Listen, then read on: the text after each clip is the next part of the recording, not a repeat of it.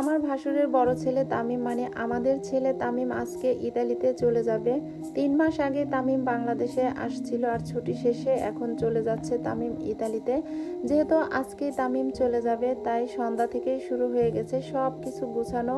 আমার শাশুড়ি মা এবং আমার ছেলে সব কিছু গুছিয়ে দিচ্ছে সুন্দরভাবে। এখানে যে পার্সেলগুলো আছে সব পার্সেলগুলোই আমাদের আপনজনের জন্য, যেহেতু আমাদের ফ্যামিলির বেশিরভাগ লোকজনে ইতালিতে থাকে তো তাদের জন্যই এই সব পার্সেলগুলো। এখানে নিহানও কিন্তু অনেক সুন্দর করে সব কিছু গুছিয়ে দিচ্ছে।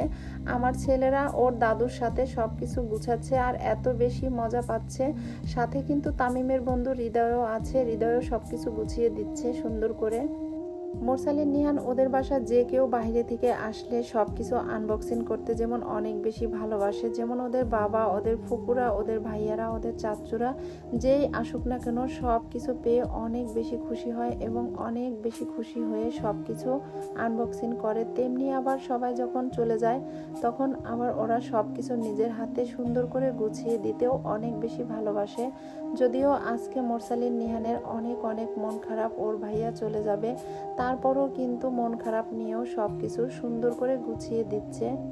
যখন ফ্যামিলির কেউ বাইরে থেকে আসে এত বেশি আনন্দ লাগে, আবার যখন চলে যায় তখন এত বেশি কষ্ট লাগে যা বলে বোঝানোর মতো না। তারপরও মানতে হয়, কারণ প্রবাস জীবনটাই এরকম। আসলে সুখ দুঃখ মিলিয়েই মানুষের জীবন, এটাই বাস্তব।